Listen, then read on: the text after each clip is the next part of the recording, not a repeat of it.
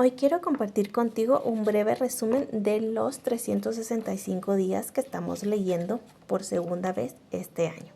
Empezamos el 1 de enero. Lo importante de este día son los 7 días en los que Jesús creó al mundo. En el primer día, el día y la noche. En el segundo, el cielo y el mar. En el día 3, las plantas, las tierras y el mar. En el día 4, la luna, las estrellas y el sol. En el día 5, las aves y los seres marinos. En el día 6, los seres terrestres y el hombre. Y el día 7 descansó. En el capítulo 2, en el versículo 7 dice que Dios el Señor formó al hombre de la tierra misma y sopló en su nariz y le dio vida. Así el hombre se convirtió en un ser viviente. Esto quiere decir que si nosotros antes de Jesús o de conocer al Padre, al Hijo y al Espíritu Santo, nosotras andábamos como errantes, no teníamos vida. Pero desde el momento en que nosotros decidimos dedicarle nuestra vida al Señor, entonces ya tenemos el soplo del Espíritu Santo en nuestra vida. Es decir, ya tenemos una vida. El árbol de la vida. Sus frutos nos dan vida. El árbol del bien y del mal, es decir, tener plena autonomía en el campo moral. Nosotros tenemos dominio sobre nuestros sentimientos y sobre nuestros deseos, sobre nuestras emociones, no ellos sobre nosotros.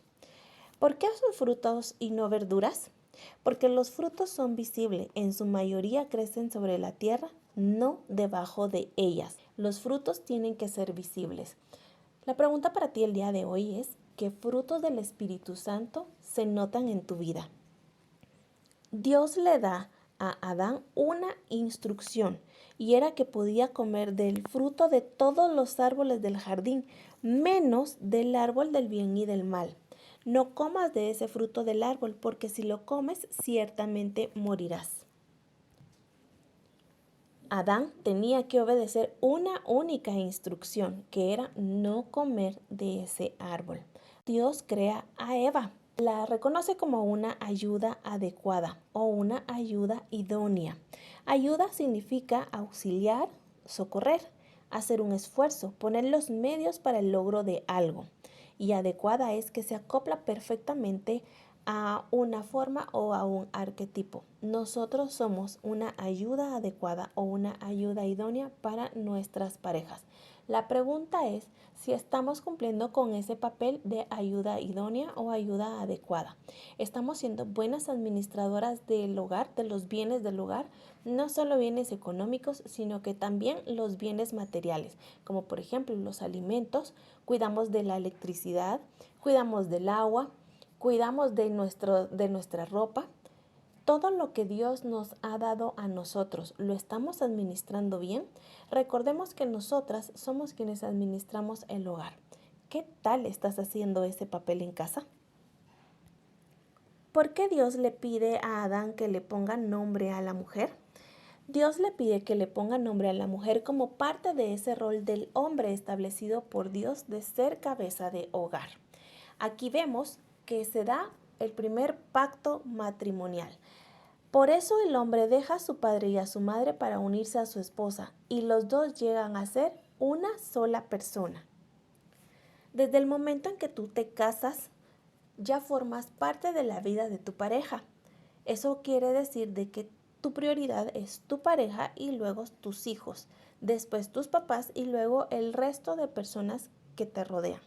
El orden divino es Dios, tu esposo o esposa, tus hijos, tus padres y luego el resto de personas. Si este orden no está así en tu hogar, pídele a Dios por medio del Espíritu Santo que te ayude a establecer este orden.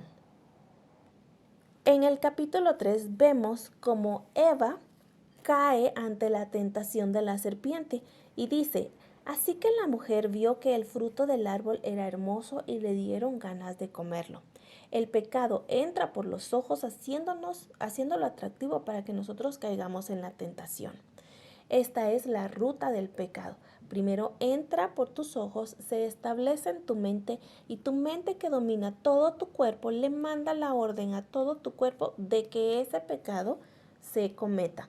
Por eso es que yo siempre he dicho de que el pecado se vence siempre en la tentación, que es cuando nosotras tenemos la oportunidad de poder decir no a la posible tentación o a la tentación y evitar caer en pecado.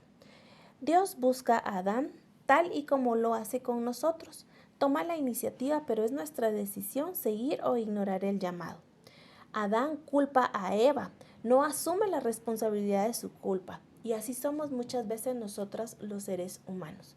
Cuando cometemos un error, buscamos a quien culpar. No asumimos la responsabilidad del error que estamos cometiendo. Pero hoy el Señor nos está diciendo que es momento que seamos responsables también en esta parte de nuestra vida y que asumamos la responsabilidad de los errores que hemos cometido. Eso es parte de ser uno humilde y de ser obediente a lo que el Señor nos está diciendo.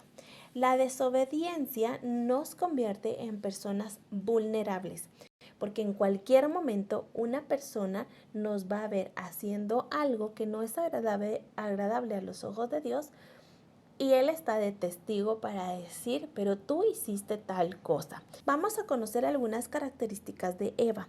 Eva fue la primera mujer creada por Dios. Fue la esposa de Adán. Es la madre de Caín y Abel.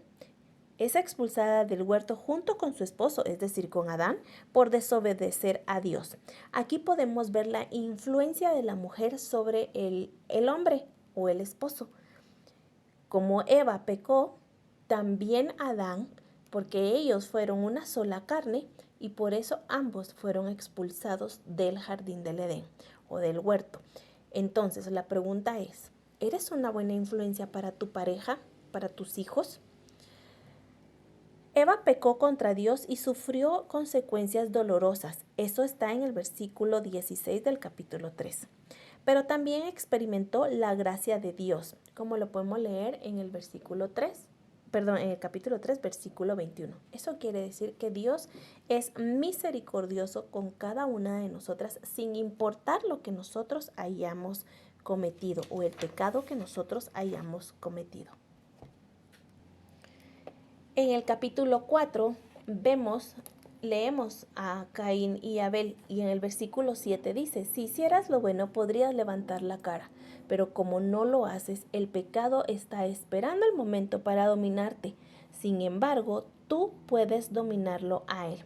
Nosotras tenemos la potestad o la autoridad de dominar el pecado, porque Dios nos ha dado un espíritu de dominio propio. ¿Cómo son las ofrendas que nosotros le estamos ofreciendo a Dios? ¿Son ofrendas de amor o de compromiso? Más adelante en el versículo 8 vemos o leemos que Caín mata a su hermano Abel. Un día Caín invitó a su hermano Abel a dar un paseo y cuando los dos estaban ya en el campo, Caín atacó a Abel y lo mató. Aquí habla de una muerte física. Pero ¿cuántas veces nosotras con nuestras palabras, nuestras miradas o nuestros gestos hemos matado sueños, ilusiones y autoestima de las personas que están alrededor de nosotras? Entonces, hemos cometido un pecado. En el capítulo 6 leemos que Dios se arrepiente de haber hecho al hombre. En el versículo 6 dice, y le pesó haber hecho al hombre y con mucho dolor dijo, voy a borrar de la tierra al hombre que he creado y también a todos los animales domésticos y a los que se arrastraban y a las aves. Me pesa haberlos hecho. La pregunta es, ¿será que el Señor en algún momento se ha expresado así de mí? ¿Será que algún acto, alguna actitud que yo haya hecho hayan provocado que el Señor se haya arrepentido de haberme creado? Si tu respuesta es sí, no te preocupes, porque a partir de este momento te vas a esforzar porque el Señor se alegre de ti. A partir de hoy tú vas a leer su palabra y vas a hacer todas las cosas que al Señor le agradan. Y convertirnos en esas mujeres virtuosas, en esas ayudas idóneas, no solo para nuestra pareja, sino que también para las personas que nos rodean. En el versículo 9 dice que Noé era un hombre muy bueno, que siempre obedecía a Dios. Solo él vivía de acuerdo con la voluntad de Dios. El Señor hoy está estableciendo una alianza contigo que alcanza a toda tu familia, pero debes vivir de acuerdo a su voluntad, que es buena, agradable y perfecta. En el capítulo 8 leemos ya el diluvio. En el versículo 3 dice que el agua ya había empezado a bajar, el diluvio ya había terminado. El agua comenzó a bajar poco a poco. Los procesos de Dios son así, poco a poco, porque si fueran todos de repente o si fuera todo de un solo, no aguantaríamos ese proceso. Imagínate tú, si Dios hubiera hecho descender el agua de un solo, posiblemente los animalitos que iban con él en el arca y ellos mismos se podían haber lastimado. No hubieran podido salir del arca porque todo a su alrededor todavía estaba enlodado. Y por lo tanto no tenían comida porque la tierra no era fértil en ese momento. Es por eso que los procesos de Dios llevan un proceso. Muchas veces es lento para que vayamos aprendiendo y muchas veces es un poco más rápido. Pero casi nunca son de un segundo a otro. En el versículo 2 vemos la promesa que Dios nos hace. Mientras el mundo exista, habrá siembra y cosecha. Hará calor y frío. Habrá viento y verano y días con sus noches. En el capítulo 9, versículo 22, leemos: Cuando Cam, o sea, el padre de Canaán, vio a su padre después desnudo, salió a contárselo a sus hermanos. Y este versículo me lleva a mí a la reflexión de cómo estamos nosotros tratando a nuestros papás. Nos burlamos de ellos, respetamos al adulto mayor, honramos a nuestros padres. ¿Cómo es tu relación con papá y mamá? Recuerda que la palabra de Dios nos dice que uno de los mandamientos con promesa es amar y respetar a nuestros padres para que nuestros días sean largos. Entonces, hoy la pregunta es, ¿cómo es tu relación con papá y mamá? En el capítulo 11, versículo 4 leemos: Vamos a construir una ciudad y una torre que llegue hasta el cielo. De este modo nos haremos famosos y no tendremos que dispensarnos por toda la tierra. La instrucción de Dios había sido que se poblara la tierra de seres humanos. Esta gente no quería dispersarse, por lo cual estaban en desobediencia hacia Dios. La Torre de Babel pone en evidencia el corazón del ser humano queriendo ambición, orgullo y vanagloria.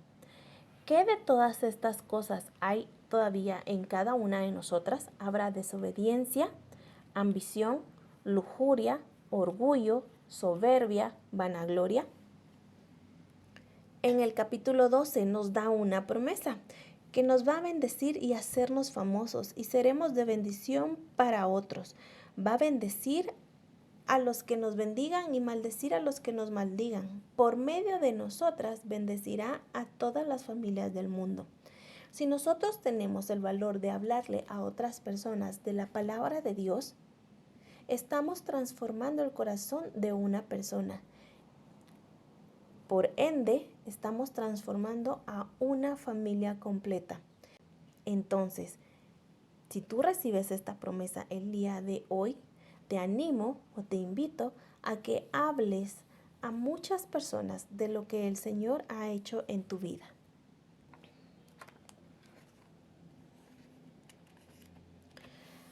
Como estamos leyendo la Biblia cronológicamente, después de Génesis, el capítulo 12 de Génesis, nos trasladamos a Job capítulo 1. En el versículo 1 nos dice que Job era un fiel servidor de Dios, cuidadoso de no hacer el mal a nadie. También se expresó así de Noé. Entonces Job vivía una vida recta sin tacha. Eso no quiere decir que no era perfecto. Job no era perfecto y sin pecado. Se refiere a que Job era correcto para relacionarse con los demás. Mostraba integridad en su trato con Dios y los hombres. ¿Cómo estás tratando tú a las personas con quienes vives, con quienes trabajas? Cuando vas en el tráfico, ¿cómo te comportas hacia los demás? En el versículo 7, el Señor le pregunta al acusador, al enemigo, ¿de dónde vienes? Y él le responde que ha andado recorriendo la tierra de un lado a otro. El acusador tiene total libertad para poderse trasladar literalmente por todo el mundo, paseando para encontrar a sus víctimas. Job pierde absolutamente todo en un mismo día. Dios le da permiso al acusador o al enemigo de poder poner a prueba a Job.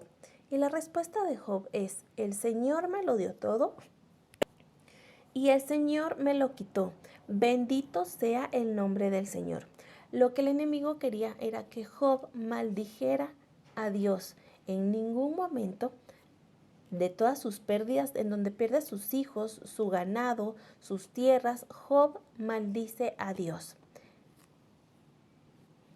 ¿Cómo nos comportamos nosotras cuando Dios no nos da algo o cuando Dios nos quita a alguien de nuestra vida?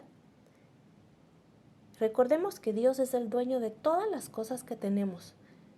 Y si nuestra vida se la entregamos a Dios, Él tiene toda la potestad y la autoridad de quitarnos lo que Él considere que nos está apartando de sus caminos, lo que nos hace mal, lo que no es de bendición para nosotras.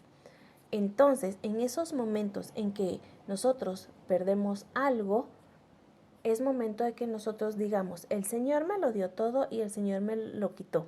Bendito sea el nombre del Señor. En el capítulo 3, versículo 25, dice: todo lo que yo temía, todo lo que más miedo me causaba, ha caído sobre mí. Job tenía mucho miedo de perder a sus hijos, de perder sus cosechas, de perder todo lo que perdió. El enemigo sabía todo eso y fue ahí donde precisamente inició su ataque con el permiso de Dios. Aquí podemos ver que hasta el diablo le tiene que pedir permiso a Dios para poder tocar a uno de sus hijos.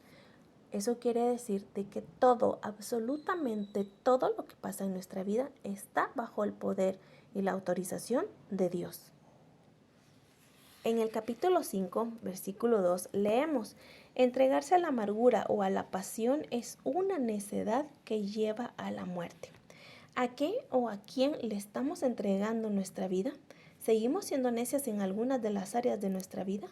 Hoy el Señor nos está diciendo que nuestras necedades nos pueden llevar a una muerte espiritual. En el versículo 8 leemos: en tu lugar yo me volvería a Dios y pondría mi causa en sus manos. ¿En dónde o en qué o en quién estamos poniendo nuestras causas, nuestros problemas, nuestras angustias? ¿Estamos lejos de Dios?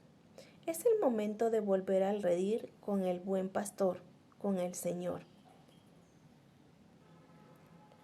Muchas veces ponemos nuestras esperanzas en el ser humano, en el hombre. Y pues es eso, es un ser humano que falla igual que nosotros.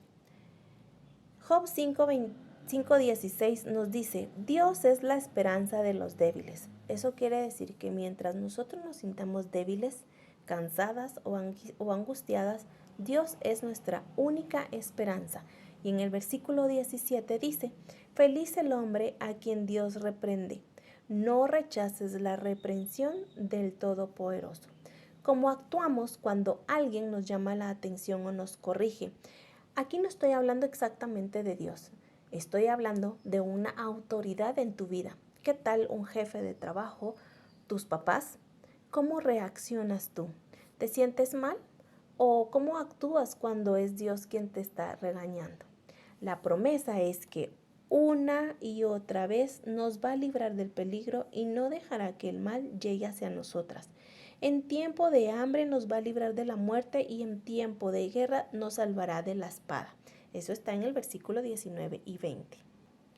En el capítulo 12 vemos que según las evidencias enumeradas por Job, la sabiduría y el poder son tan grandes que los hombres más sabios y más poderosos no pueden resistírsele.